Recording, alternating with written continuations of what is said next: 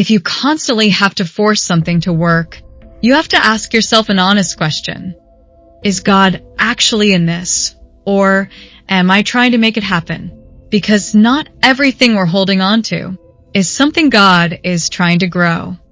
There are moments in life where you're putting in effort and nothing is responding. You keep trying. You stay consistent. You keep believing. But deep down, it feels like you're pushing something that isn't moving. It could be a relationship, a situation, an opportunity, a plan you thought would work. And the more you try, the more exhausting it becomes. And that's where the questions begin. Why isn't this working? Am I not trying hard enough?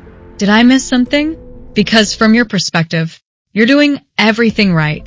So it becomes confusing when effort doesn't produce growth. And many times, instead of stepping back, we push harder. Ecclesiastes 3 verse 1 says, "There is a time for everything and a season for every activity under the heavens."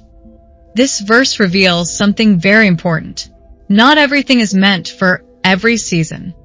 And even deeper, not everything is meant to continue.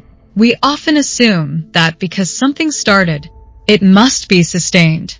But God works in seasons, not just beginnings. Here's where we need to shift our thinking. We often try to force what God is not supporting. We hold on because we invested time, we had expectations, we believed it would work. But growth does not require constant pressure. When something is aligned with God's timing and will, there may still be effort, but there will also be movement, grace, and flow. When something constantly drains you without any sign of life, it may not be something God is growing. Forcing something often comes from fear. Fear of letting go. Fear of starting over. Fear of losing what we thought we needed. But sometimes, what we are trying to hold together, God is allowing to fall apart, not to harm us, but to realign us. So if something in your life feels like a constant struggle to maintain, pause, take a step back, and consider this. You are not called to force everything. Some things are meant to be released, and releasing something does not mean failure. It means alignment with what God is actually doing. God is not limited. If something is meant for you, it will not require you to constantly fight to keep it alive. Here's how to apply this in your life.